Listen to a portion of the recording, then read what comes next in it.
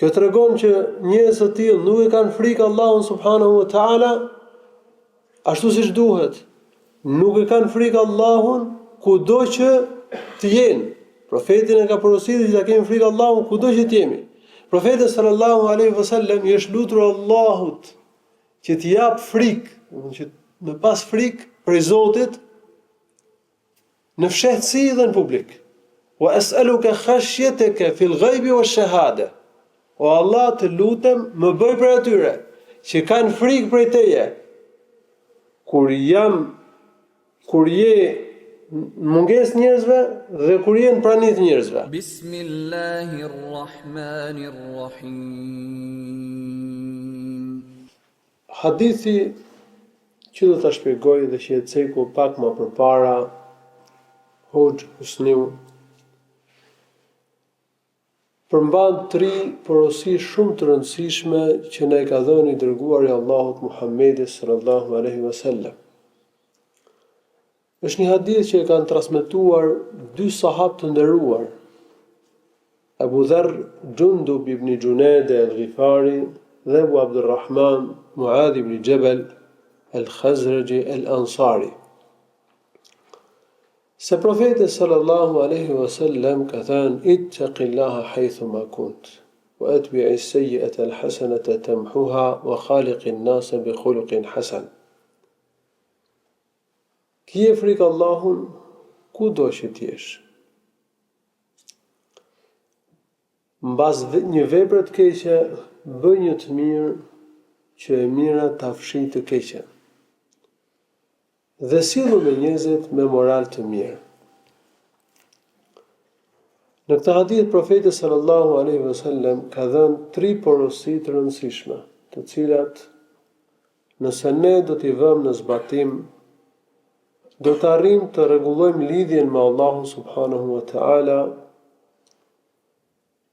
të përmirësojmë vetveten dhe të përmirësojmë dhe marrëdhëniet me njerëzit. Transmetuesit e këtij hadithi janë 2 sahabë të nderuar, jo vetëm një, po Abu Dharri dhe Muadhi radhiyallahu anhuma, kënaqësia e Allahut të lartësuar qoftë për ta. Abu Dharr al-Ghifari radhiyallahu anhu e ka pranuar Islamin herët që në periudhën e Mekës. Përmendet se ai nuk e ka pas pëlqyer shirkun që para pranimit të Islamit. Qëndronte larg idhujve, larg idhujtarisë, kërkonte ndryshim, ishte në natyrë të pastër.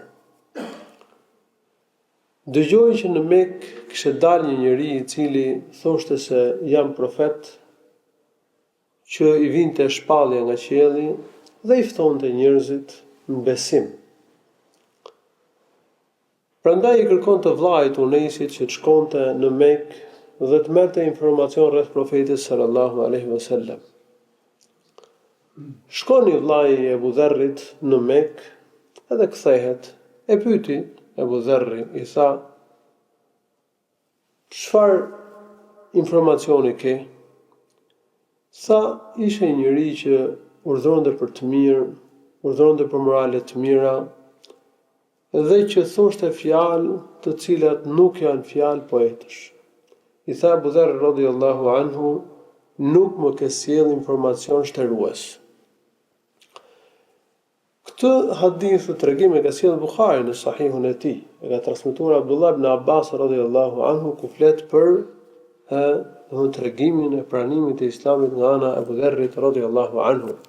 Dhe kështu Abu Dharri vendosi shkonte vetë në Mekë dhe të atakonte profetin sallallahu alaihi wasallam. Kështu që mori bastunin, u furnizu me ushqim, edhe u nis për në Mekë. Shkon pranë Qabes, vendoset mos pyeste njëri dhe të atakonte vetë profetin sallallahu alaihi wasallam. Ishte periudha kur muslimanët ishin të shtypur, ishin të dobët. Muslimanët e dobët e mbanin Islamin të fshehur. Bie nata, vjen Ali radhiyallahu anhu dhe e shikon Abu Dharrin pranë Kabes. E mori në shtëpi si musafir. Këtë natë nuk e pyeti për çfarë kishte ardhur. E merr dhe natën e dytë, e merr dhe natën e tretë. 3 net. Masi kaluan 3 net e pyeti, i tha për çfarë ke ardhur? I tha Abu Dharr radhiyallahu anhu, a më jep besën se do të më orientosh? Po, i tha Aliu radhiyallahu anhu. I tha, unë kam ardhur të takoj këtë burrë që thotë se unë jam profet. Dua që të marr informacion, dua ta di, dua ta njoh. Aliu radhiyallahu anhu i tha, ke gjetur njeriu e duhur. Edhe kështu bashk, Aliu përpara, Abu Dharri pas, shkuan dhe hyn tek profeti sallallahu alaihi wasallam. Gjatë rrugës, Aliu radhiyallahu anhu ka thënë Abu Dharrit, në qoftë se unë do shoh ndonjë njeri dhe kam frikë se mund të dëmtoj, unë do hiqem anash, do bëj sikur rregulloj opingat e mia dhe ti vazhdo rrugën. E rëndësishme hyn te profeti sallallahu alaihi wasallam dhe menjëherë Abu Dharri kërkon profetit sallallahu alaihi wasallam që t'i prezantonte Islamin. Profeti sallallahu alaihi wasallam i bëri thirrje për në Islam. Dihet që profeti sallallahu alaihi wasallam fillimisht përmendte tauhidin, pastaj përmendte profecinë e tij dhe e ka ftuar që të pranojë Allahun vetëm, të adhuronte Allahun vetëm, të pranonte Muhamedit sallallahu alaihi wasallam si të dërguar të Allahut, thoshte shahadetin. Abu Dharri në moment pa u vënuar ka pranuar Islamin. Profeti sallallahu alaihi wasallam i tha, uktum hadha al-amr. I tha, mbaje Islamin të fshehtë, sepse në qoftë se ti do deklarosh pranimin e Islamit në Mekë, do të rrahin, do të mundojnë, mund të vrasin. Me këtë kuptim e ka thënë profeti sallallahu alaihi wasallam. Profeti ishte i mëshirshëm me fillestarët, me të paditurit, tregoi i butë, dinte se si ta trajtonte çështjen e tyre. Prandaj dhe ne duhet që fillestarët, të paditurit, i trajtojmë me delikatesë, duhet dimë se si t'i ftojmë ata në fenë Allahu subhanahu wa ta'ala. Ndoshta ndonjë çështje dhe mund ta shtyjmë, ndoshta situata e një muslimani të ri, një muslimani fillestar mund të jetë e tillë që ta këshillojmë që ndonjë çështje të mos e publikojë, ndonjë çështje ta shtyjë. Duke u nisur nga kjo porosi që profeti sallallahu alaihi wasallam i ka dhënë Abu Dharrit radhiyallahu anhu. Dhe profeti sallallahu alaihi wasallam i tha Abu Dharrit, ktheu tek familja jote, tek fisi jot dhe tregoju atyre, ftoju ata në Islam. Profeti sallallahu alaihi wasallam gjithashtu i tha Abu Dharrit, kur të marrësh vesh që un kam triumfuar, i dha semi'te bi dhuhuri fa'tini, kur të marrësh vesh që un kam triumfuar, atëherë eja. Tregimi i Sahihut Buharit. Ishte periudha kur muslimanët ishin të pakët, numëroheshin me gishta. Shumica e banorëve të Mekës ishin idhujtarë.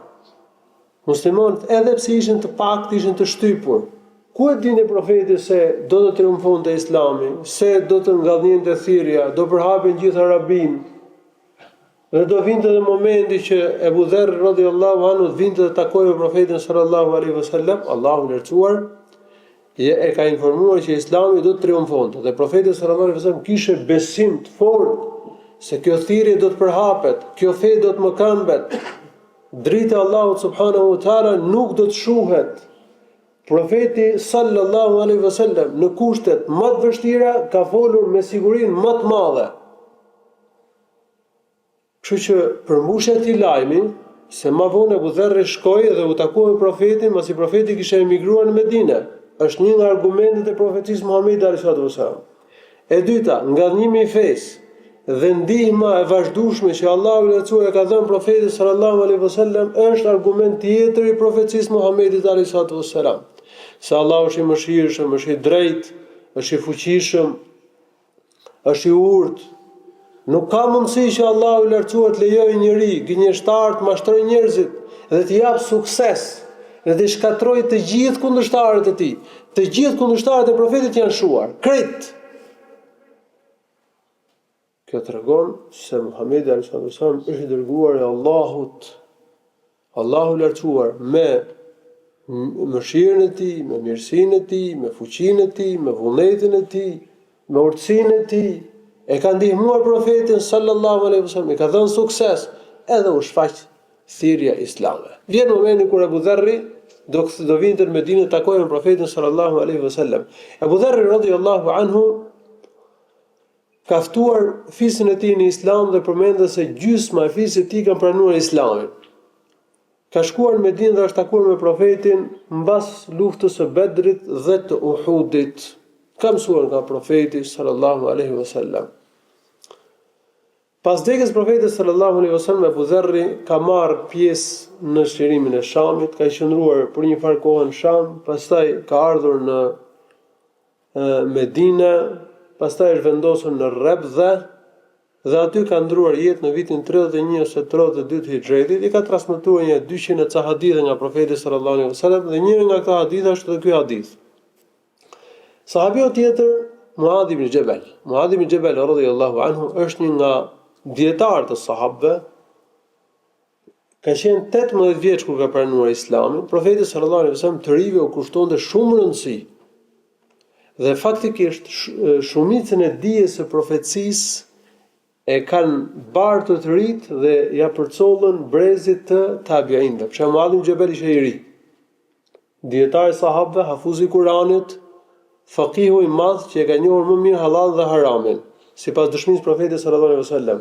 Zeid ibn Thabit, që ka qenë shkruesi i shpalljes dhe që ka mbledhur Kuranin në kohën e Abu Bekrit, ka shkruar dhe kopjen e Kuranit në kohën e Uthmanit radhiyallahu anhu, mushafi që ne kemi në dorë, është përhapur domethënë në kohën e Uthmanit deri më sot, është kopja që është shkruar nga Zeid ibn Thabit, që ka qenë një hafiz i Kuranit, që ka mësuar Kuranin në kohën e profetit sallallahu alaihi wasallam. Edhe ky ka qenë i ri. Abdullah ibn Abbas ka qenë i ri, Abdullah ibn Umar, Aisha ka qenë e re, Enes ibn Malik, Abu Sa'id al-Khudri, Sahel ibn Sa'd e tjerë. Pra tritë sahabëve janë ata që kanë përcjell dijen e profecisë, ndaj duhet të kushtojmë shumë rëndësi të rive. Muadh ibn Jabal radhiyallahu anhu ka mësuar Kur'anin përmendesh të gjithë në gjatë jetës profetit sallallahu alaihi wasallam, siç ka treguar Enes ibn Malik radhiyallahu anhu. Profeti sallallahu alaihi wasallam ka thënë një hadith: merrni Kur'anin nga 4 veta. Dhe njëri prej tyre është Muadh ibn Jabal, siç është hadithi në Sahihun e Bukharit. Profeti sallallahu alaihi wasallam ka përmendur në një hadith se Muadh ibn Jabal do të vinë një shkallë më lart se dietarët në ditën e gjykimit. Profeti sallallahu alaihi wasallam pas qirimit të Mekës e ka lënë Muadhin dhe Abu Musa al-Ash'ariun në Mekë që të mësonin njerëzve fenë e Allahut, të mësonin Kur'an. Gjithashtu profeti sallallahu alaihi wasallam e ka dërguar Muadhin dhe Abu Musën si thirrës në Yemen në vitin e 9 të Hijretit. Mas vdekjes profetit sallallahu alaihi wasallam, Muadhi ka marrë pjesë në xhihad në sqarimin e Shamit. Dhe atje në Sham u ka mësuar njerëzve Kur'an, u ka mësuar njerëzve dijen.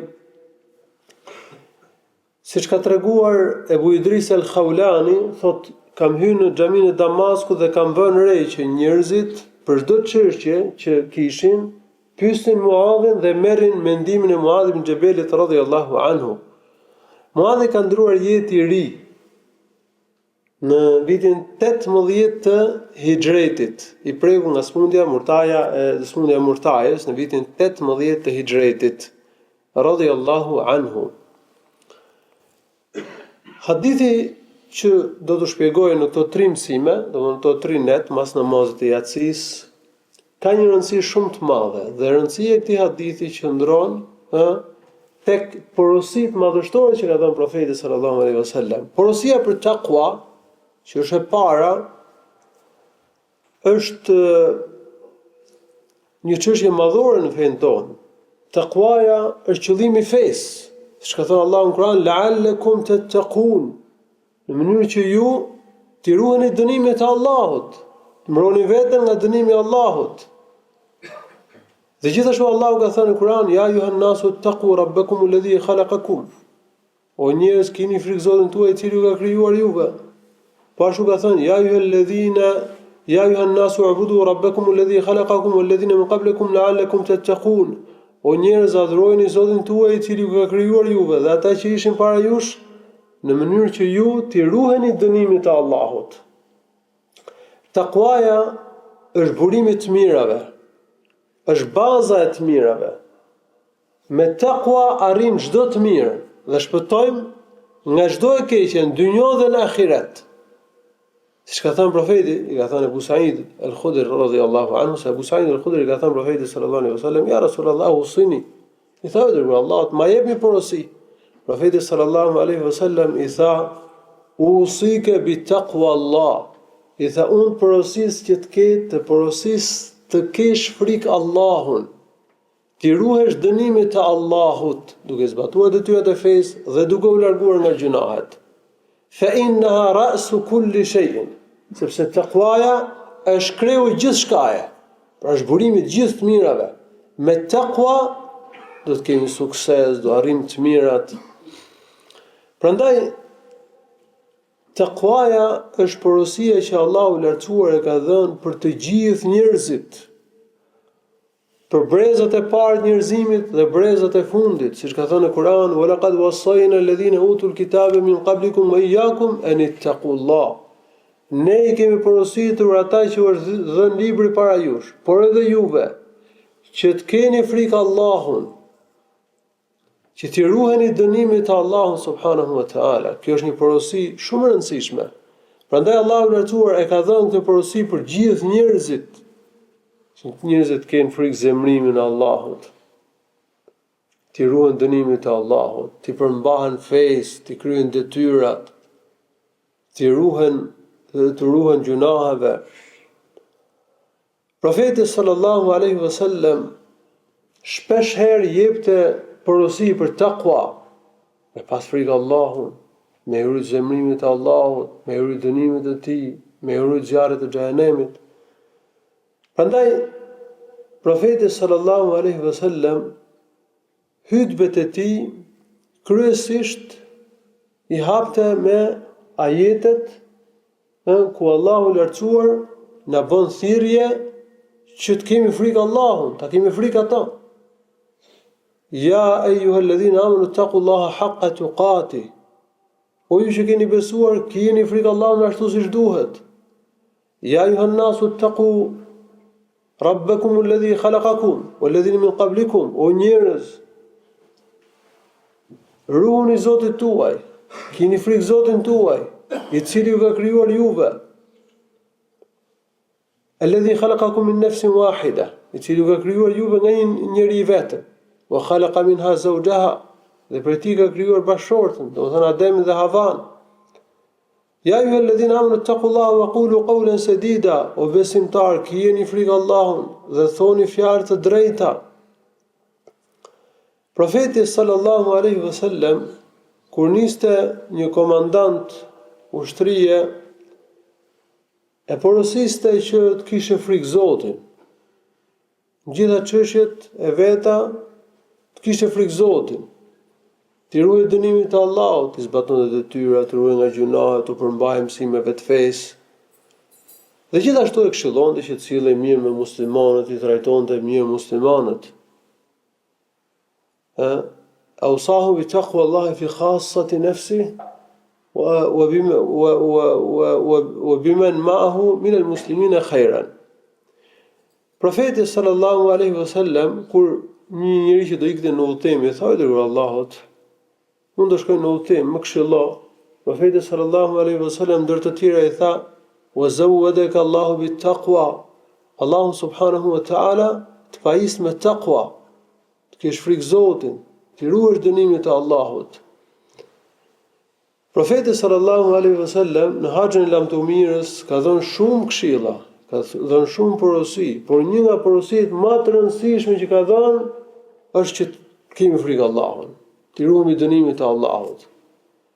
Në ditën e Kurban Bayramit, profeti ka marrë një hutbë dhe ka thënë: "Usikum bi taqwa Allah was-sam'i wat-ta'ati li a'immatikum." Ju këshilloj që të keni frikë Allahut, të ruheni dënimit të Allahut. Gjithashtu, Irbad ibn Sari ka treguar se profeti ka marrë një këshill shumë prekse. Edhe sahabët i thanë: "O dërguar Allahut, kjo këshill është një këshill lamtumire, prandaj na porosit, na lë një porosi." Profeti sallallahu alaihi wasallam u tha: "Usikum bi taqwa Allah." U tha: "Ju porosis që të keni frikë Allahut subhanahu wa ta'ala." Dhe të parët e këtij ummeti shpesh herë i jepnin porosi njëri tjetrit me pas frikë Allahut, me hyrë dënimit të Allahut. Po kur i thosh atij që je frikë Zotin, i ruhu dënimit të Allahut, nuk e kishin thjesht një fjalë goje. Po ata kuptonin çfarë do të thonë kjo.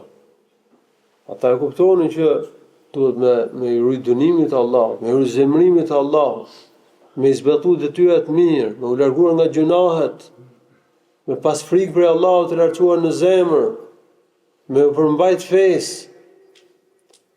Prandaj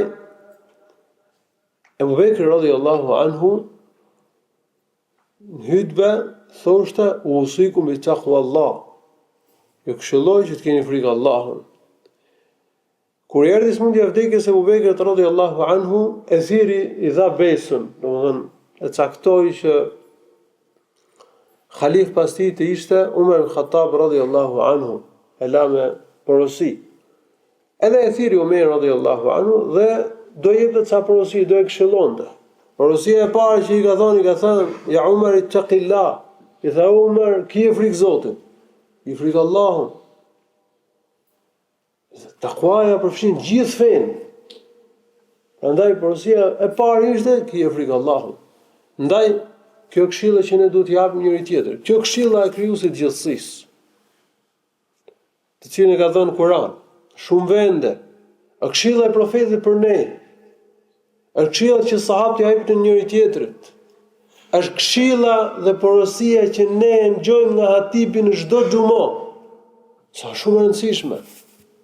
Është këshilla që shoku ja jep shokut, prindi ja jep fëmijës, fëmia ja jep prindit, burri ja jep gruas, gruaja porosit këshillon me të burrin. Pra një porosi, një këshill shumë e rëndësishme. Po çdo të thot takwa. Takwa do të thotë që të mbrosh veten nga dënimi i Allahut. Të vendosësh një mburoj mes teje dhe mes zemrimit, mes dënimit të Allahut të lartësuar. Prandaj Ibn Rajab, Allahu mëshiroft, në shpjegimin e këtij hadithi ka përmendur se takwa do të thotë vendosësh mes teje dhe mes zemrimit të Allahut dhe dënimit të Allahut të lartësuar një mburoj. Dhe kjo mburoj është zbatimi i detyrave të fesë dhe largimi nga gjunahet. Ti ruhesh dënimit të Allahut. Po si mund të ruhemi dënimit të Allahut? Me dy gjëra, këto ti mbajmë mend. Ti zbatojmë detyrat e fesë dhe të ruhemi nga gjunahet. Kush i ka këto dy gjëra, ai ka takwa. Ti zbatojmë detyrat e fesë, të falim namazin rregullisht, të respektojmë prindërit, të mbajmë lidhje me farefisin, të jemi të drejtë. Këto janë disa detyra, po ka edhe tjera. Të ruhemi nga gjunahet, nga vjedhja, nga immoraliteti, nga kamata, nga muzika, femrat mulohen, të ruhen nga zbulimi. Pra, ti zbatojmë detyrat e fesë dhe të ruhemi nga gjunahet. Kjo është takwaja, të cilin Allahu i lartësuar ka përmendur në shumë vende në Kur'an. Po ta lexojmë Kur'anin me këtë sy, do të gjejmë porosinë për takwa në shumë vende. Allahu subhanahu wa taala përmend mirësitë që arrin ata që kanë takwa në shumë vende dhe do t'i përmend ato pak më pas inshallah taala. Kjo fjalë ka një përdorim shumë gjerë në Kur'an. A thua se Kur'ani i gjithë flet për takwan, për mirësitë e takwas, për njerëzit e devotshëm, për suksesin që do kenë ata, për cilësitë që duhet të kenë njerëzit e devotshëm. Muadh ibn Jabal radhiyallahu anhu ka thënë, do të thirren njerëzit që kanë pas takwa, që kanë qenë devotshëm, janë ruajtur dënimit të Allahut, do thirren ditën e gjykimit. Do i nderojë Allahu i lartësuar. E pyetin thënë, po kush janë muttaqunat? Kush janë njerëzit që kanë takwa? Ka thënë, alladhina ittaqaw ash-shirka wa ibadat al-awthan wa akhlasu lillahi al-ibada. Janë ata njerëz që i ruhen shirkut, që i ruhen, që largohen nga adhurimi i idhujve dhe kryejnë adhurimin të sinqert për Allahun e lartësuar.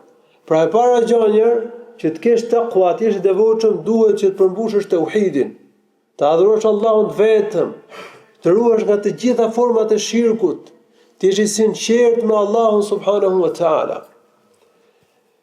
Ka thënë Abdullah ibn Mas'ud radhiyallahu anhu, në shpjegimin e ajetit që e citova pak më përpara dhe që profeti e citonte, e këndonte në fillimet e hutbeve të tij. Ja ayyuhalladhina amanu taqullaha haqqa tuqati. O ju që keni besuar, kijeni frikë Allahun ashtu siç duhet. Ka thënë Abdullah ibn Mas'ud, taqwallahi haqqa taqwa. An yuta'a fala yu'sa, wa an yudhkara fala yunsa, wa an yushkara fala yukfar. Të kesh frikë Allahun ashtu siç duhet, do të thotë ti bindesh Allahut dhe të mos e kundërshtosh atë. Ta përmendësh Allahun, ti bësh dhikr dhe të mos e harrosh atë. Ti ta falenderosh Allahun për mirësitë dhe të mos i mohosh mirësitë që ti ka dhënë Allahut, mos tregohesh mos mirënjohës ndaj Allahut të lartësuar. I përsëris edhe një herë, të kesh frikë Allahun ashtu siç duhet, do të thotë të zbatosh detyrat e fesë dhe të mos e kundërshtosh Allahun, mos bësh gjunahet. Mos bësh gjunahe, kjo e para. E dyta, ti bësh dhikr Allahut, mos e harrosh atë, mos jesh i kujdesur ndaj dhikrit. E treta, të falenderosh Allahun. Falënderimi shukri si bëhet? E para me zemrën, ti ja dish Allahut për mirësitë. Se Allahu i lartësuar na ka krijuar, na ka dhënë shnetin, na ka dhënë syt, mendjen, gojën, na ka dhënë fëmijët. Ka krijuar për ne diellin, rrezet e diellit, pa cilat s'ka jetë. Ka krijuar për ne rreshtet e shiut, pa cilat gjithashtu s'do kishte jetë, s'do kishte gjelbrim, s'do kishte pemë, s'do kishte gjallësa. E ka bërë tokën të përshtatshme për ne. Na ka bërë mirësinë më të madhe, na ka treguar rrugën e drejtë, na ka dërguar profetin sallallahu alaihi wasallam, na ka zbritur Kur'anin. Pra, t'ia dim Allahut për mirësitë në zemër. Falenderojmë Allahun me gojë për mirësitë dhe gjithashtu t'i bindemi Zotit, t'i përdorim mirësitë që ne ka dhënë Allahu i lartësuar për hajër. Kështu njeriu tregohet mirënjohës ndaj Allahut subhanahu wa taala. Hasan al-Basri, Allahu mëshiroft, ka thënë, njeriu që ka takwa, që ruhet dënimit të Allahut, është ai që ruhet nga gjunahet, largohet nga gjunahet dhe i kryen farzet. Ebu Hurajra radhiyallahu anhu është pyetur, ç'është takwaja? I ka thënë pyetësit, a ke ecë ndonjëherë në rrugë me gjemba, me ferra? Ka thënë po, çfarë bën? Tha ruhem. Ku ka ferra, ku ka gjemba, largohem, ruhem. I tha, kjo është takwaja. Pra, ti ruhesh atyre gjërave që sjellin zemrimin e Allahut. Ti kryesh detyrat, të ruhesh nga gjunahet. Kjo është takwaja. Të kesh frikë Zotin, ti ruhesh zemrimin e Allahut subhanahu wa taala. Ka thënë Talq ibn Habib, kjo është një nga dietarët e selefëve, ka thënë takwaja do të thotë kryesh ibadetet me dritë nga Zoti, domethënë me ndihmën e Allahut të lartësuar, duke shpresuar shpërblimin e Allahut dhe të largohesh nga haramet, me dritë nga Zoti, me dritë nga Allahu, domethënë me udhëzim nga Allahu, me ndihmën e Allahut të lartësuar, duke pas frikë dënimin e Allahut subhanahu wa taala. Takwaja përfshin bërjen e detyrave dhe kjo është grada e obligueshme e takwas.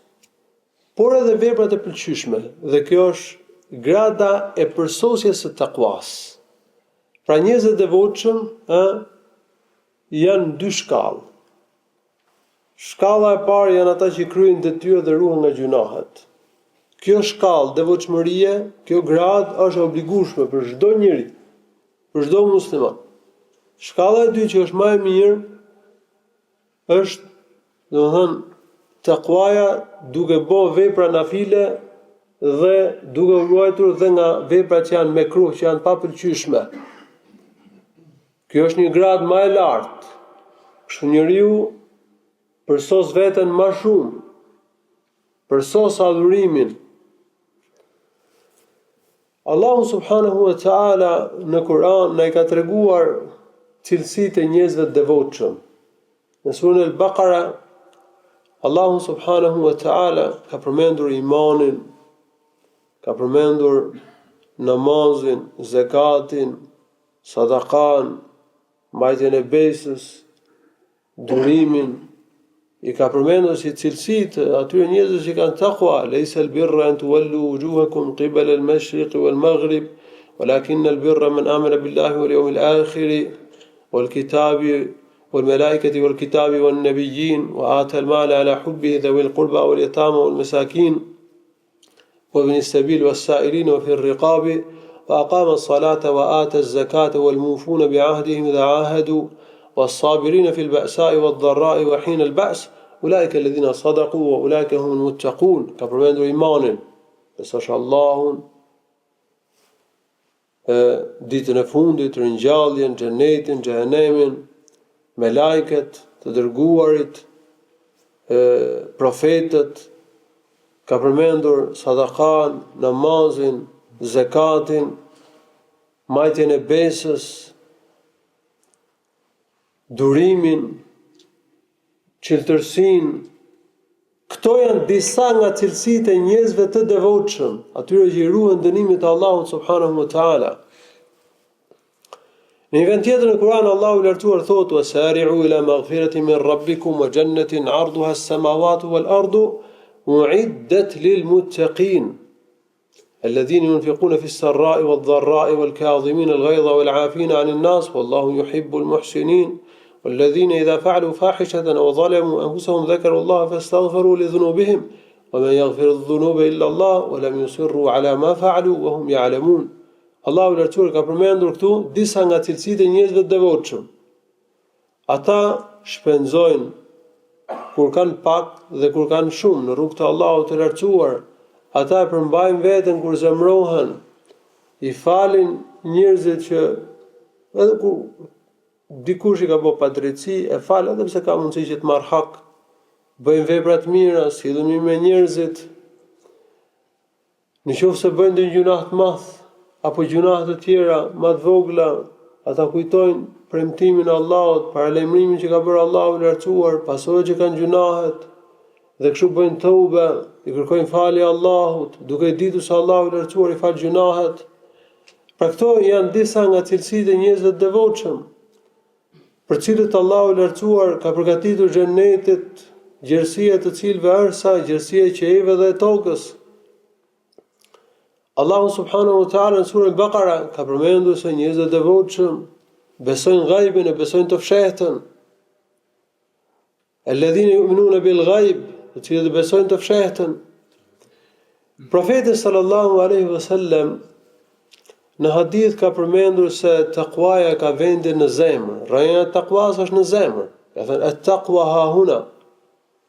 Takwaja ka vendin në zemër. Kështu që njeriu duhet të ketë frikë Zotit në zemër. Duhet që t'i ruhet dënimit të Allahut të lartësuar me zemër si fillim. Dhe pastaj kush ka frikë Allahut në zemër, ai do flas mirë. Ai do i kryej detyrat e fesë. Ai do të ruhet nga gjunahet.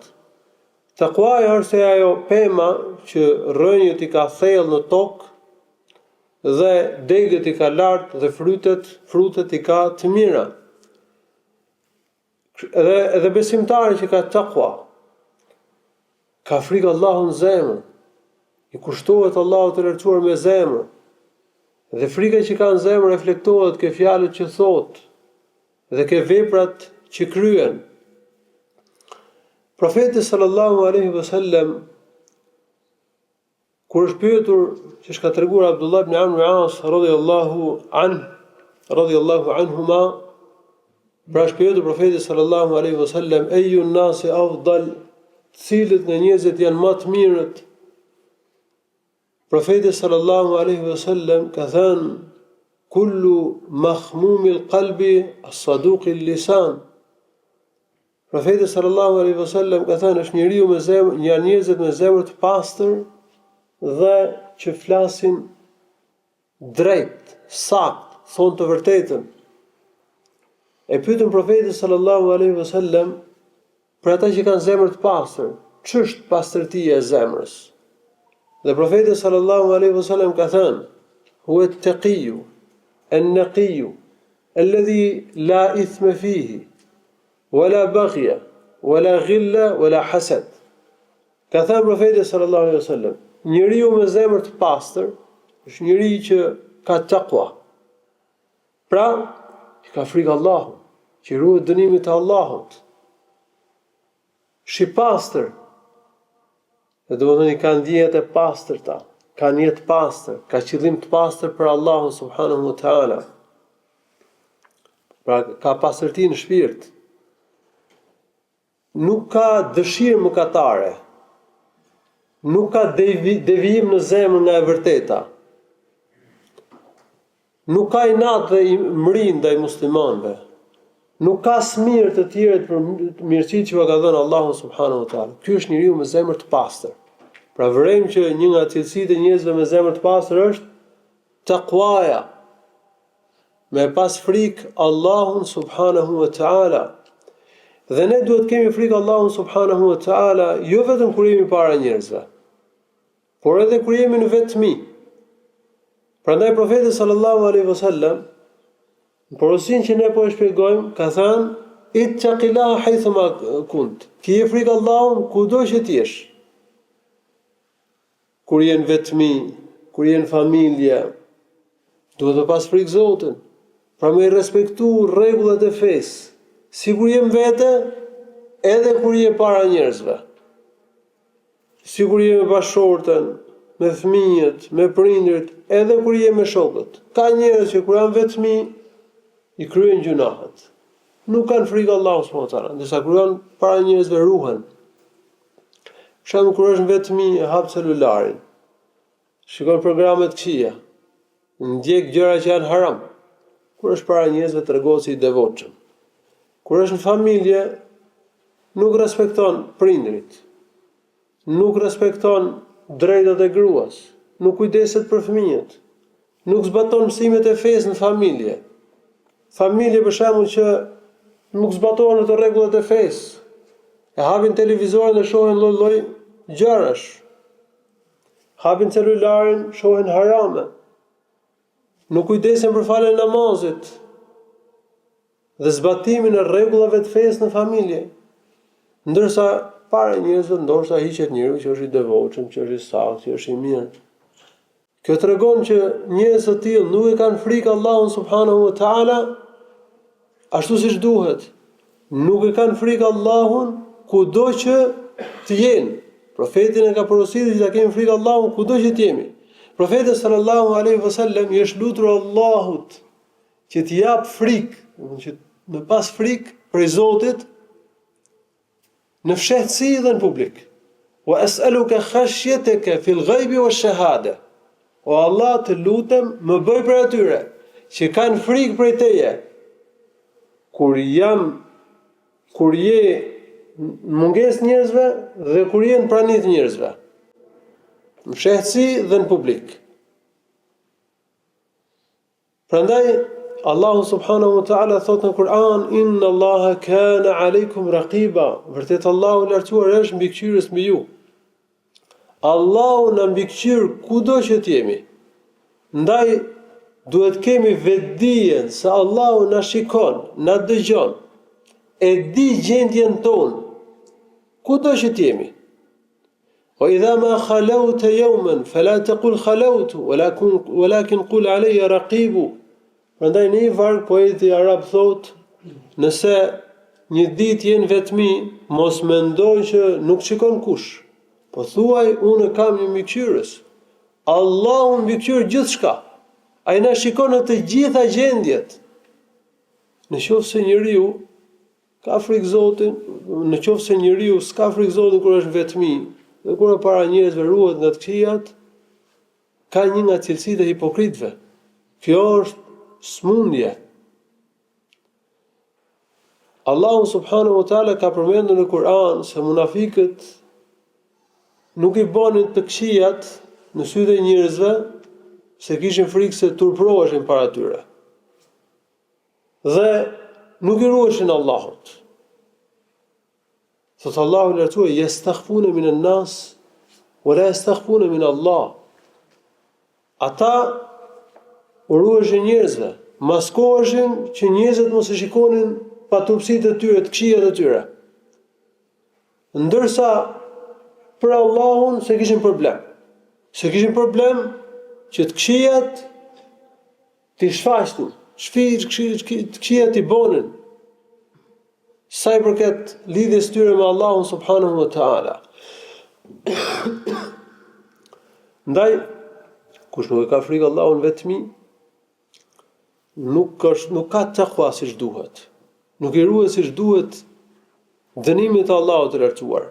Ndërsa ai që e ka frikë Allahun në të gjitha gjendjet, ai është besimtar i mirë dhe i përsosur. Abdullah ibn Umar radhiyallahu anhu shikon njëherë një bari baktish, një djalë që përvonte baktit. Ai kishte baktit e pronarit, ishte skllav. Edhe derisa ta vinte në provë. Dhe i tha, ma shet një bakti, po t'ja merri parat, do e therë, do ta ham bashk, edhe thuaj pronarit që hëngri ujku. Por ky bariu i tha, fa ina alladhi fi as-sama, nëse ne do veprojmë kështu, po ai që është lart me qej, a nuk na shikon? A nuk e di se çfarë po bëjmë ne? Abdullah ibn Umar radhiyallahu anhu tha, ana haqqu minka an aqul fa aina alladhi fi as-sama. Tha Abdullah ibn Umar radhiyallahu anhu, domethënë kam arsye më shumë se ti që të them ku është ai që është, po ai që është lart me qej, a nuk na shikon? A nuk e di se çfarë bëjmë ne? Pra ne e para një duhet të edukojmë veten, ta mësojmë veten me këtë sjellje. Të kemi frikë Allahut kudo që të jemi. Pastaj të mësojmë edhe fëmijët tonë, dhe të rit, dhe të rejat, që të kenë frikë Allahut në të gjitha gjendjet. Në qoftë se ne e formojmë fëmijën me këtë ndjenjë, do ta kemi shumë më të lehtë edukimin e tij. Sepse edhe në qoftë se prindit nuk janë të pranueshëm, fëmia e di se shikon Allahun dhe duhet që t'i ruhet zemrimit të Allahut, duhet t'i ruhet dënimit të Allahut. E ka vetdijen se e mbikëqyr Allahu i lartësuar. Luqmani, siç e ka përmendur Allahu i lartësuar në Kur'an, i ka thënë birit e tij, ja bunayya innaha in taku mithqala habatin min khardalin fatakun fi as-samawati aw fi al-ardi ya'ti biha Allah inna Allaha latifun khabir. I tha, o birim, vepra qoftë e mirë apo e keqe, sado e vogël qoftë, dhe kudo që tjetë ajo, qoftë edhe brenda një shkëmbi, apo në cilin do vend, në qiell dhe në tokë, atë e sjell Allahu i lartësuar në ditën e gjykimit. Inna Allaha latifun khabir. Allahu i lartësuar e njeh gjithçka. Ai di të gjitha hollësitë. Ai njeh të gjitha imtësirat. Dhe për gjithçka, gjitha veprat që bën robi do t'i paraqiten në ditën e gjykimit. Prandaj duhet që ta ndjejmë se jemi në mbikëqyrjen e Allahut subhanahu wa ta'ala. Takwaja sjell për ne mirësi të shumta. Mirësia më e madhe e takwas është hyrja në xhenet dhe shpëtimi nga zjarri i xhehenemit. Allahu i lartësuar në shumë vende në Kur'an e ka përmendur këtë si një nga frytet e takwas. Ka thënë tilka al-jannatu allati nurithu min ibadina man kana taqiya. Ky është xheneti të cilin ne u japim robëve tanë të cilët janë të devotshëm. Xhenetin do ta trashëgojnë njerëzit e devotshëm, ata që kanë frikë Allahun, që i kryejnë detyrat, që ruhen nga gjunahet. Lakin alladhina ittaqaw rabbahum lahum jannatun tajri min tahtiha al-anhar. Por ata që kanë pas frikë Zotin e tyre, që kanë pas kryer detyrat, që janë ruajtur nga gjunahet, do kenë xhenetet nën pemë dhe pallatet e të cilëve rrjedhin lumej. Innal muttaqina fi jannatin wa uyun. Vërtet, njerëzit muttaqin, njerëzit devotshëm, do të jenë në xhenete, në të cilët rrjedhin lumej dhe ka burime, Pra në shumë vende në Kur'an Allahu i Lartësuar ka përmendur xhenetin për ata që kanë takwa, po për të tjerët, për ata që s'kan takwa, Allahu i Lartësuar nuk e ka dhënë këtë premtim. Por në qoftë se ata vdesin si musliman dhe s'kan takwa, kuptohet, ata do të jenë në dëshirën e Allahut, nëse do Allahu i fal, nëse do i dënon. Gjithsesi një pjesë atyre që s'do kenë takwa, që vdesin me gjunahet më dha, do shkojnë patjetër në zjarrin e xhehenemit. Po pastaj do të dalin nga zjarri i xhehenemit me ndërmjetësimin e ndërmjetësuesve, siç kuptohet nga shumë hadithe të profetit sallallahu alaihi wasallam. Pra premtimi për të hyrë në xhenet, pa vujtur më përpara dënim në zjarrin e xhehenemit, Allahu i Lartësuar e ka dhënë për njerëzit e devotshëm, për ata që i ruhen dënimit të tij, që i kryejnë detyrat e fesë dhe që ruhen nga gjunahet. Xheneti është vendi i mirësive dhe i begative. Në xhenet njerëzit e mirë do të kenë ato që si ka pas hyrë ndonjëherë në këtë botë, s'ka dëgjuar për to ndonjëherë veshë njeriu në këtë botë, dhe si kanë rënë në mendje njeriu në këtë botë, siç ka thënë Allahu i Lartësuar në një hadith qudsi, a'adatu li ibadi as-salihin ma la 'aynun ra'at wa la udhunun sami'at wa la khatara 'ala qalbi basharin. Kam përgatitur për robët e mi të mirë, thot Allahu i Lartësuar, ato që si ka pa ndonjëherë syri, s'ka dëgjuar për to ndonjëherë veshje dhe si kanë rënë ndonjëherë në mendje njeriu në këtë botë.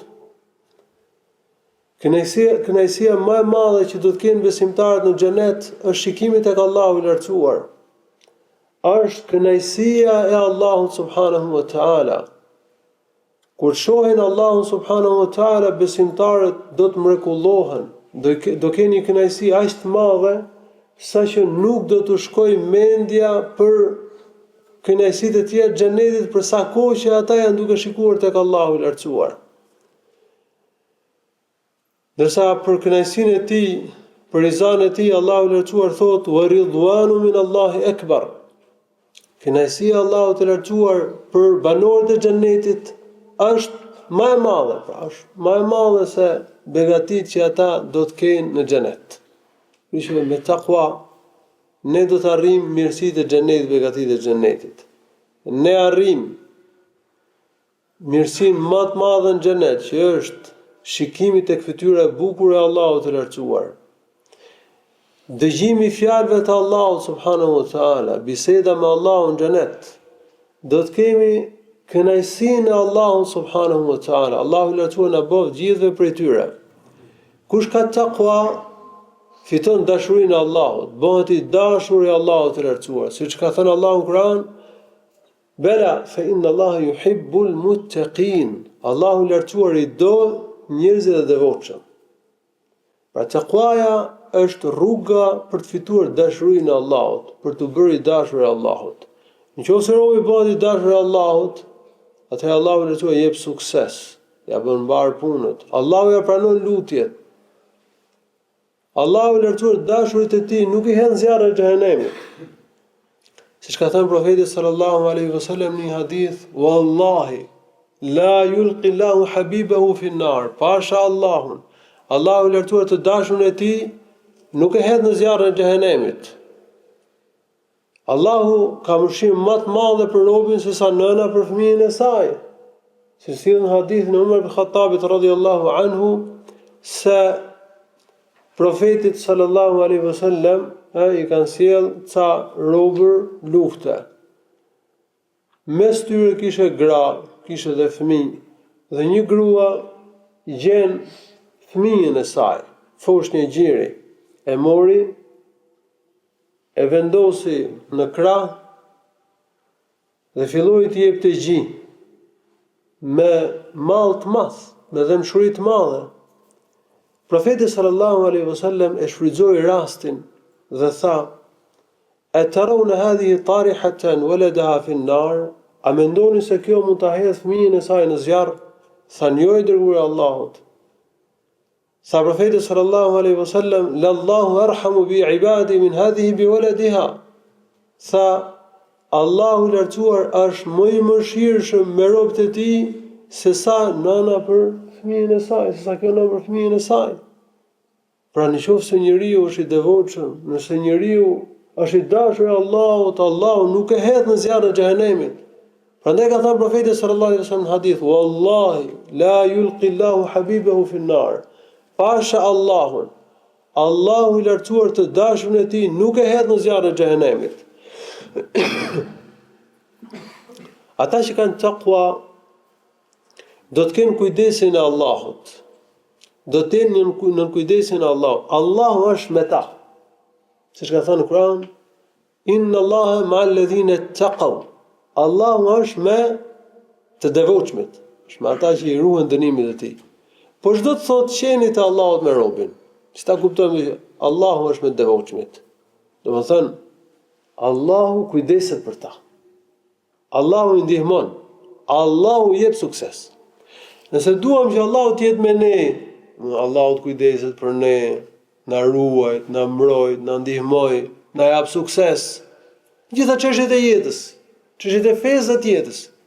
Atëherë ti jemi devotshëm. Ti ruajmë dënimin e Allahut. Ti kryejmë detyrat e fesë, largohemi nga gjunahet. Profeti sallallahu alaihi wasallam në momentet delikate ka përmendur faktin që Allahu i lartësuar është me ta. Kur ishte profeti bashkë me Ebu Bekrin në shpellën Thaur, gjatë udhëtimit të hijretit, emigrimit nga Mekka në Medinë, i dhujtarët afrohen ke gryka e shpellës. Ata po kërkonin profetin dhe Ebu Bekrin, ndoshin me i vrarë. Ishte një moment shumë i vështirë. Kishin arritur i dhujtarët ke gryka e shpellës. Dhe Ebu Bekri i thotë profetit sallallahu alaihi wasallam: "Ya Rasulullah, law anna ahadahum nadhara tahta qadamayhi la ra'ana." O i dërguar i Allahut, sikur ndonjëri prej tyre të shikonte në këmbët e vet, kishte më na parë. Profeti sallallahu alaihi wasallam i tha: "Ma dhannuka ya Abu Bakr bi ithnayn Allahu thalithuhuma?" I tha: "O Ebu Bekr, ç'mendim ke ti për dy veta, i treti të cilëve është Allahu, pra është Allahu me ne, nuk munden ata të na zënë." Allahu i lartësuar ka përmendur këtë fakt në Kur'an. Idh yaqulu li sahibihi la tahzan inna Allaha ma'ana. Kur ai tha shokut vet, mos u trishto, se Allahu është me ne. Allahu i lartësuar e ka quajtur Abu Bekrin në Kur'an shok të profetit, sahib. Është dëshmi kuranore që Abu Bekri është shok i profetit, në ndërshtim me shiitët, cilët e mallkojnë ata. Mallkimi Allahu qoftë me ta. Dhe Allahu subhanahu wa taala ka përmendur fjalën që profeti i tha Abu Bekrit: "Allahu është me ne." Musa alayhi salatu wassalam u tha banu Israilve kur ata i thanë që Firauni me ushtrinë e tij do na zan, inna lamudrakun. Ishte një moment shumë i vështirë.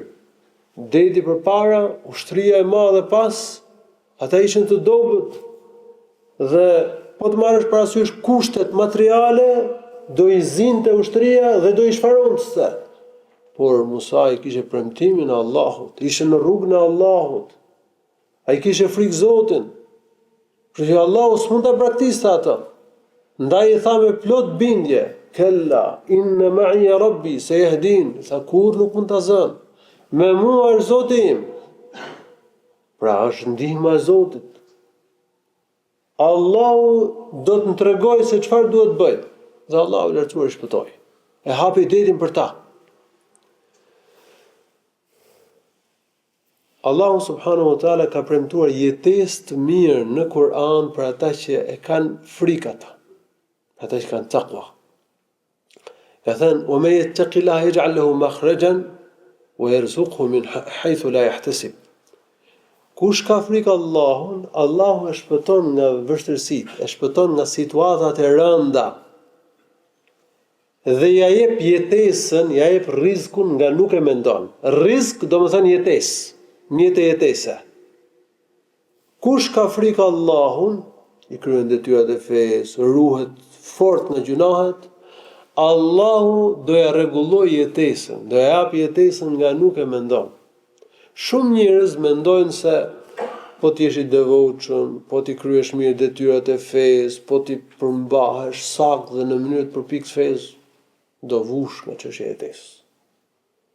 Po sipas udhëzimit kuranor, ky koncept është i gabuar, nuk është i saktë. Allahu ka premtuar në Kur'an për mirësim jetese për atë që ka frikë Zotit. Prandaj nëse njeriu bie në vështirësi jetese, e rëndojnë borxhet, nuk gjen punë, kështu me radhë, le ta di se ka problem me takuan. Duhet të ruhet nga gjunahet, kërkoj falje Zotit. Duhet shtoj takuan, pra shtoj frikën prej Zotit, të kryej më mirë detyrat e fesë, të ruhet nga gjunahet dhe ka me pa përmirësim gjendjes jetesës. Sepse është premtimi i Allahut të lartësuar dhe Allahu nuk e thyen premtimin e tij.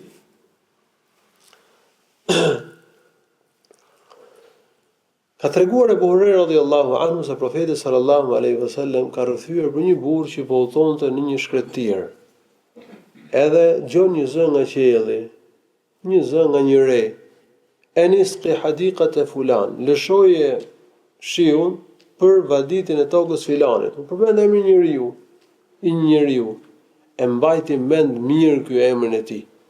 Edhe po ndiqte tani se ku do binte shiu. Ra shiu në një krast, edhe mblidhet në një prua. Aty ishte një vi uji. Dhe krejt uji projt, hyn tek vija e ujit. Shkon mas ujit, edhe mbaron, vija përfundon te një ar. Në ar ishte një burr që po vadiste me këtë ujë që sapo kishte zbritur, bereqet, mirësi nga qielli. Edhe e pyeti, sa si e ke emrin? Sa un jam filani. Përmendi emrin që kishte dëgjuar nga qielli. I tha, unë e dëgjova emrin tënd nga qielli. U tha, lëshoje shiun për vaditin e tokës të filanit. Edhe dua me ditë çfarë bën ti në këtë tokë që Allahu i lartësuar e ka sjell këtë shi kastile për ty, ndërkohë që kudo ka pllakos thatësira. Në këtë tokë shkretir, Allahu i lartësuar e ka sjell bereqetin, mëshirën, shiun kastile për ty. Çfarë bën ti? Tha ta tregoj, meqense më pyete. Masi e marr produktin e ndaj në 3 pjesë. Një pjesë për veten dhe për familjen, për të mbajtur veten dhe familjen. Pjesën e dytë për harxhimet e tokës, fara, kështu me radhë, dhe pjesën tjetër, pjesën e tretë e jap sadaka. Pra ky njeri kishte frikë Zotit, respekton drejtën e Allahut. Bënte sadaka, jep të sadaka, bënte mirë dhe Allahu subhanahu wa taala i ka sjell jetesën në mënyrë të jashtëzakonshme, bujari e madhe nga Allahu i lartësuar për ta, keramet për ta. Allahu i lartësuar ka në dorë thesaret e gjithësisë. Allahu mban kafshët që janë det, shpendët që janë ajër, ai mban gjitha gjallësat. Kështu që kush ka frikë Allahun, të ketë siguri se Allahu i lartësuar do t'i jap rrezikun. Allahu do ja përmirësojë jetesën. Edhe gjendja e muslimanëve, gjendja ekonomike e muslimanëve do të përmirësohet nëse ata do kenë iman dhe takwa. Sepse ka premtuar Allahu i lartësuar për diçka të tillë në Kur'an, ka thënë: "Walau anna ahla al-qura amanu wattaqu lafatahna 'alayhim barakatin min as-sama'i wal-ard, walakin kadhabu fa akhadnahum bima kanu yaksibun." Sikur banorët e qyteteve kishin iman, besonin Allahun, të dërguarit e tij ditën e fundit, dhe të kishin frikë Zotin, të kishin frikë Allahun, të kryen detyrat e fesë, të ruheshin nga gjunahet, ne do t'u lëshonim mirësitë nga qielli dhe do t'u nxjerrnim mirësitë nga toka. Kjo tregon se nëse muslimanët do kenë frikë Zotin, Allahu i lartësuar do të përmirësojë gjendjen e jetesës së tyre dhe në botën islame. Dhe ato vende të botës islame që vuajnë nga varfëria do të dalin nga varfëria nëse do përhapet takwaja. Nëse do bëhen besimtar të mirë, nëse do i kryen detyrat e fesë, nëse do ruhen nga gjunahet, sikur se mësohet nga ky ajet i Kuranit. Allahu subhanahu wa taala ka premtuar lehtësim të çështjeve për ata që kanë takwa. Wa man yattaqillaha yaj'al lahu min amrihi yusran. Allahu ka premtuar falë gjunahesh dhe shpërblim të madh për ata që kanë takwa.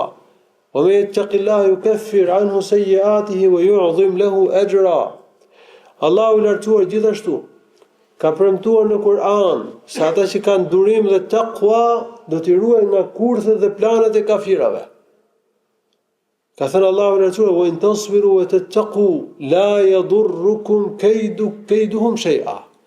Nëse ju do duroni dhe do keni frikë Zotin, kurthet e kafirave nuk do t'u dëmtojnë as pak.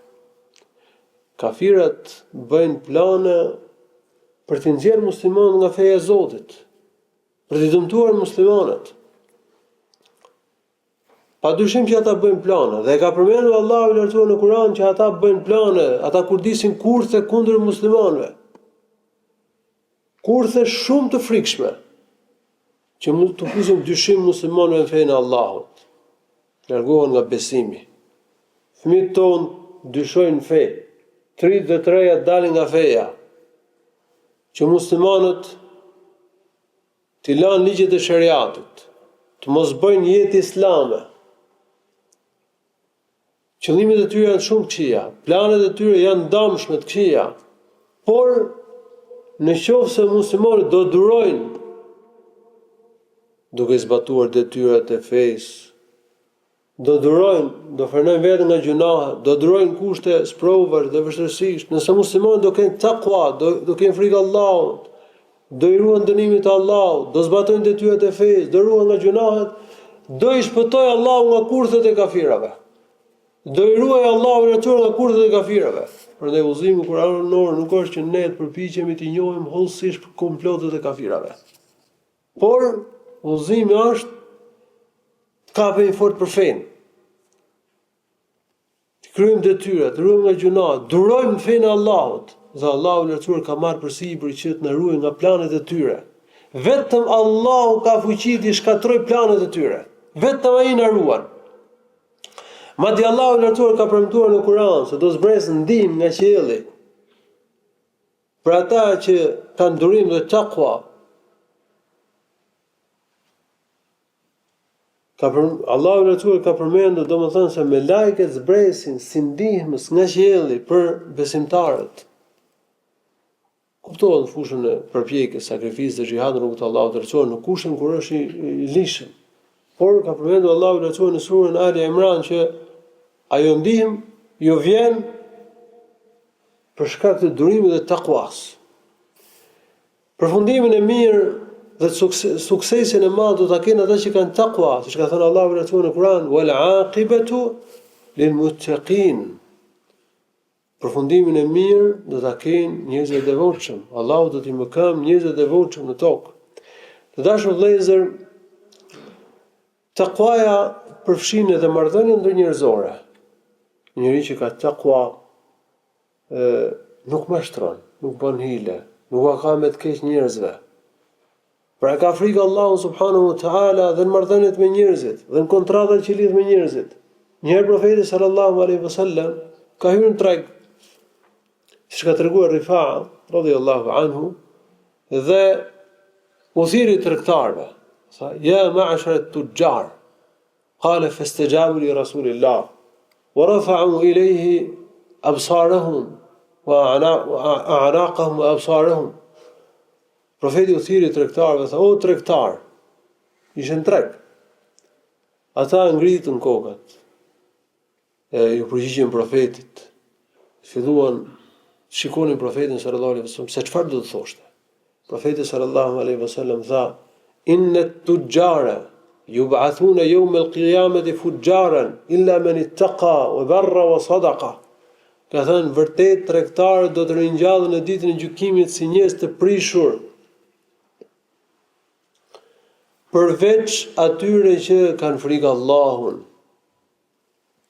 që veprojnë mirë dhe që thonë vërtetën, nuk mashtrojnë. Pra duhet në marrëdhënie ndërnjerëzore dhe në kontratat që lidhin me njerëzit, shërbëri e tjerë, duhet që muslimanët të jenë ndershëm, të jenë të pastër, të jenë të çiltër, të jenë të saktë, të thonë vërtetën, të respektojnë rregullat e fesë, të respektojnë të drejtat e njerëzve. Nëse njëri për shkak mashtron njerëzit, bën hile, i dëmton njerëzit, u bën padrejtësia atyre, prek pasurinë e tjetrit, cënon dinjitetin e tjetrit, prek nderin e tjetrit, atëherë ka mangësi. Nuk ka takwa. Edhe në veshje dhe në paraqitje, muslimani tregon që ka takwa. Takwaja është në zemër, por paraqitet edhe me veshjen që ka besimtari. Prandaj Allahu i Lartësuar ka përmendur petkun e takwas në Kur'an, wa libasu taqwa dhalika khair. Ka thënë petku, veshja e takwas. Kjo është më e mirë për muslimanin në dunjë dhe në ahiret. Dhe kjo është veshje e padukshme dhe e dukshme. Si veshje e padukshme, domethënë si stoli e brendshme, e ka vendin në zemër. Si një veshje e dukshme, besimtari ka paraqitjen islame dhe vishet si musliman. Prandaj profeti sallallahu alajhi wasallam për shembull, ka vesh një herë, kishin thonë një rrobë më ndafshi, e veshi profeti sallallahu alajhi wasallam, pastaj e hoqi. Edhe tha profeti sallallahu alaihi wasallam, la yanbaghi hadha lilmuttaqin. Nuk duhet që ta veshin një veshje të tillë njerëzit e devotshëm. Njerëzit tek Allahu i Lartësuar do ta kenë gradën varësi të takuas. Kush është më i devotshëm, kush ka kryer më mirë detyrat e fesë, është ruajtur më shumë nga gjunat, ka me pas një gradë më të lartë tek Allahu i Lartësuar. Qoftë edhe nëse nuk është i fisëm. Nga ana tjetër, ndoshta njëri me pozit, njëri i fisëm, por që ka mangësi, nuk ka takua siç duhet. Nuk ka një gradë më të ulët tek Allahu i Lartësuar. Sepse Allahu thotë në Kur'an, inna akramakum indallahi atqakum. Më të nderuarit për ju tek Allahu i Lartësuar janë më të devotshmit, janë ata që e kanë frikë më shumë Allahun, që i ruhen më shumë dënimit të Allahut, që i kryejnë më mirë detyrat e fesë, që ruhen më shumë nga gjunahet. Kjo është takuaja. Kush ka më shumë takua, ka një gradë më të lartë tek Allahu i Lartësuar. Kështu që kriteri i dallimit njerëzve tek Allahu, i diferencës që do kenë njerëzit, domethënë në gradat e tyre tek Allahu i Lartësuar, nuk është fismëria, nuk është raca, nuk është gjuha, nuk është ngjyra, nuk është prejardhja, po çfarë është? Është takuaja, siç e ka përmendur Allahu i Lartësuar në këtë ajet Kuranit. E pyetën profetin sallallahu alaihi wasallam, "Eyun nasi akram", kush janë njerëzit më të nderuar, më fisnik? Ka thënë profeti sallallahu alaihi wasallam, "Atqahum", ka thënë janë njerëzit më të devotshëm, që kanë frikë më shumë Allahun subhanahu wa taala. Profeti sallallahu alaihi wasallam ka thënë një hadith tjetër, "Eyuhan nas, inna Allaha qad adhhaba ankum ubbiyat al-jahiliya." O njerëz, Allahu subhanahu wa taala wa ka larguar me një madhësinë dhe mburrjen e kohës së xahilijetit, periudhës së padijes para islamike, para se dërgoi profeti sallallahu alaihi wasallam, kur njerëzit mburreshin me të parët e tyre, me baballarët, me gjyshurit, me së gjyshurit, me fismërinë. Pastaj ka thënë, "Barrun taqiyun karimun ala Allah." Ka thënë profeti sallallahu alaihi wasallam, njerëzit ndahen dy lloje, njerëz të mirë, njerëz devotshëm që kanë frikë Allahut subhanahu wa taala dhe këta janë nderuar tek Allahu i Lartësuar. Ose ka thënë fajirun shaqiyun hayyinun ala Allah. Dhe lloji tjetër janë njerëzit e prishur, njerëzit e këqij, njerëzit mëkatar, që njerëzit fatzi që nuk kanë gradë tek Allahu i Lartësuar, që nuk i nderon Allahun subhanahu wa taala. Dhe pastaj ka thënë an-nasu banu Adam wa Adamu khuliqa min turab. Njerëzit janë bijtë e Ademit dhe Ademi është krijuar nga zjarri. Dhe Allahu subhanahu wa taala na ka porositur në Kur'an që të mbrojmë jo vetëm veten, por edhe familjen nga zjarri i xhehenemit. Pra duhet që dhe familjen ta mësojmë me takwa. Edhe pjesëtarët e familjes të edukojmë që të kenë takwa. Thot Allahu i Lartësuar në Kur'an, ja ayyuhalladhina amanu qu anfusakum wa ahlikum nara. O besimtar, mbroni vetët tuaja dhe familjet tuaja nga zjarri i xhehenemit. Të mbrosh veten nga zjarri i xhehenemit, si e sqaruam më përpara. ti kryesh detyrat e fesë, të ruhesh nga gjunahet. Të mbrosh familjen nga zjarri i xhehenemit, si mund t'i mbrosh? Kanë thënë komentuesit e Kuranit, t'u mësosh fenë, t'i urdhërosh për të mirë, t'i ndalosh nga e keqja, ta udhëheqësh familjen sipas rregullave të fesë. Pra duhet që familjes japësh edukatën fetare. Ti mësosh që të kenë frikë Zotin, të kryejnë detyrat e fesë, të ruhen nga gjunahet, të urdhërosh për të mirë në familje, të ndalosh nga e keqja. Dhe në kushtet ku jemi ne, lipsit që më shumë vëmendje të kemi tek familjet tona, tek fëmijët tonë, të përpiqemi që në familje të mësojmë fenë, të respektojmë rregullat e fesë, të këshillojmë që të respektojmë mësimet e fesë, të sjellim këtu në qendrën islame, që mund të ndjekim mësimet rregullisht, të mësojnë rregullat e fesë, po edhe në qendrat e tjera islame që janë në këto vende. Se nëse ne nuk do ta bëjmë këto, atëherë se kemi kryer detyrën që e ka përmendur Allahu i Lartësuar, pra që është mbrojtja e familjes nga zjarri i xhehenemit. Wa ahlikum nara, pra mbroni dhe familjet tuaja nga zjarri i xhehenemit. Tani, domethënë në mënyrë të përmbledhur do ta përmend disa mënyra për të bërë i devotshëm. Sparit njohim Allahun, se Allahu i Lartësuar është i denjë që me pas frikën, me rujt atij. Po që të kesh frikë Zotin, duhet ta njohësh ata. Të njohësh emrat e bukur të Allahut, kuptimin e emrave të bukur të Allahut të Lartësuar. Ta njohim që Allahu subhanahu wa taala është i gjithë fuqishëm, është i gjithë pushtetshëm.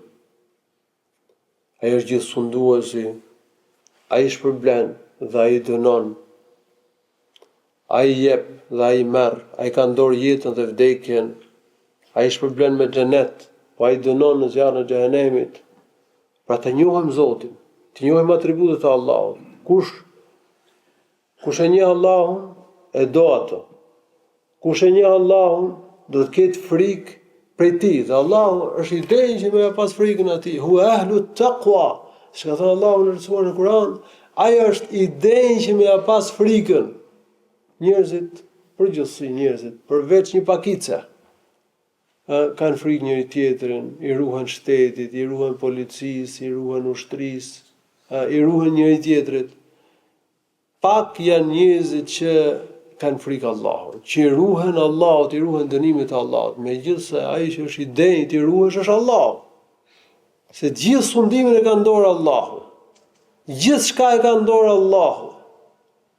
Nëse Allahu të nderon, nuk ka kush që mund të poshtroj. Nëse Allahu s'ta jep diçka, nuk ka kush që mund ta jap. Nëse Allahu ta jep diçka, s'ka kush që mund të privoj prej saj. Jetën e ka në dorë Allahu. Ahiretin e ka në dorë Allahu subhanahu wa taala. Jetesën tonë e ka në dorë Allahu i Lartësuar. Ndaj duhet me pas frikën Allahut, është i denjë që me pas frikën atij.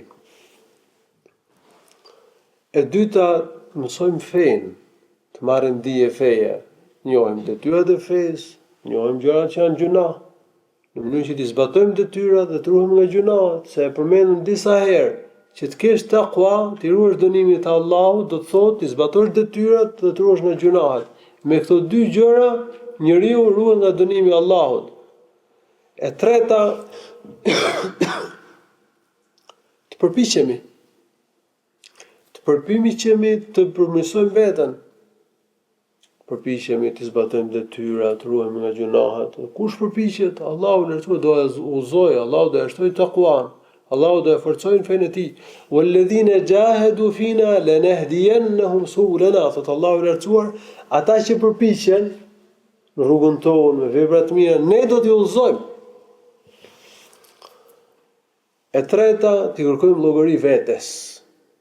Besimtari duhet që me i kërku llogari vetes, me pa gjendjen e tij. Ti shohim i zbatojmë mirë detyrat apo jo? Ruhemi nga gjunahet apo jo? Në qoftë se detyrat nuk i zbatoj mirë, atëherë unë duhet të përmirësoj veten, të kryej mirë detyrat. Në qoftë se bëj ndonjë gjuna, të ruhem nga gjunahet. Njeriu i devotshëm i kërkon llogari vetes, domethënë më shumë se sa llogaria që kërkon ortaku, do shtrënguar koprac, ortaku ti. Njëri që ka një ortak, dhe është shumë koprac. Shumë do shtrënguar. Si kërkon llogari ortakut? I kërkon llogari gjithçka, imësisht. Besimtari i devotshëm i kërkon më shumë llogari vetes. Domethënë ti kërkosh llogari vetes, çfarë do të thotë? Të shohësh gjendjen tënde. Çfarë raporti ke me detyrat e fesë? Apo ruhesh nga gjunahet? Çfarë sjellje ke me njerëzit? Apo i respekton drejtat e njerëzve apo jo? Allah thotë në Kur'an: "Ya ayyuhalladhina amanu ittaqullaha wal tanzur nafsum ma qaddamat lighad." O besimtar, ki jeni frikë Allahut dhe le të shohë çdo njeri se çfarë ka përgatitur për ditën e nesërme. E katërta, shoqërohemi me njerëz të mirë, të ulemi me mezhliset e mira, siç janë mezhliset e dijes, të ruhemi nga mezhliset e këqija, të ruhemi nga shoqëria e keqe. Kjo mezhlis i keq është një klub ku pihet alkool, ku ka muzikë. Mezhliset e mira janë xhami, mezhliset e dijes ose në shtëpiat tona, ku ne udhtojmë hoxhallarët, ne udhtojmë besimtarët e mirë dhe të devotshëm, ku ne mund të lexojmë literaturën fetare, mund të ngjojmë ndonjë mësim, mund të shkëmbejmë këshilla për hir të Allahut të lartësuar, bashkëpunimi me njëri tjetrin. Edhe kjo është një mënyrë, domethënë, bashkëpunojmë me njëri tjetrin, ta duam njëri tjetrin dhe ta këshillojmë njëri tjetrin. Dhe sfundi po e mbyll me një dy lutje që i ka bërë profeti sallallahu alaihi wasallam për takwa dhe një porosi që ka dhënë një dietar, një prijes i mirë, i hershëm. Sa i përket dy lutjeve të profetit sallallahu alaihi wasallam, Abdullah ibn Mas'ud radhiyallahu anhu ka treguar se profeti sallallahu alaihi wasallam lutej duke thënë: Allahumma inni as'aluka al-huda wat-tuqa wal-afafa wal-ghina. O Allah, të lutem më udhëzo, më bëj devotshëm, bëj për atyre që kanë frikë prej teje, që i ruhen dënimit tënd, që i zbatojnë detyrat dhe ruhen nga gjunat. Kjo është takwaja. Pra, fjala e parë, udhëzimin, më udhëzo. E dyta, më jep takwa. E treta, më bëj ndershëm, të ruhem nga gjunahet. Dhe e katërta, më plotëson nevojat. Mos kemi nevojë për njerëzit.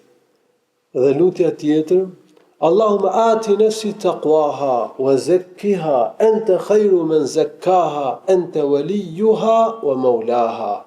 O Allah, më jep taqwa nafs, në zemër. Të kemi një zemër që kanë frikë prej zemër që ka frikë prej teje, që ruhet dënimit tënd. Dhe ma pastron nefsin, se vetëm ti e pastron atë. Ti ke pushtet mbi nefsin tim, ti vepron, ti e rregullon, ti kujdesesh për ta, ti e ruan dhe e mbron atë. Dhe porosia që ka dhënë Umar ibn Abdul Aziz, ja ka shkruar, ja ka dhënë një punojësi në kohën e tij, sa ishte prijes, në fund të shekullit parë të hijretit, i çon një porosi, një punojësi, një varësit të tij i thot: usika bi taqwallah allati la yaqbalu ghayraha wa la yarhamu illa ahlaha wa la yuthibu illa alayha. Ka thënë të porosish të kesh frikë Allahun, pasi Allahu pranon veprat për atyre që kanë taqwa. Allahu pranon taqwan. Dhe Allahu mëshiron vetëm ata që kanë taqwa. Dhe Allahu jep shpërblim vetëse për ata, domethënë vetëse për takwan. El-wa'idhin biha kathir wal-'amilin biha qalil ja'alani Allahu wa iyyaka min al-muttaqin. Pastaj ka thënë ata që këshillojnë me pas takwa janë shumë. Por ata që punojnë, ata që kanë takwa janë të pakët. Allahu mboft mua dhe ty, Allahu na bëj gjithë për atyre që kanë takwa. Allahu shpëlbim të mira. Allahu subhanahu wa ta'ala e përmirësof gjendjen tonë. Allahu i lartësuar na bashkoft në ditën e gjykimit në xhennetin El Firdaus. Alhamdulillahi rabbil alamin wa sallallahu wa sallam ala nabiyyina Muhammad.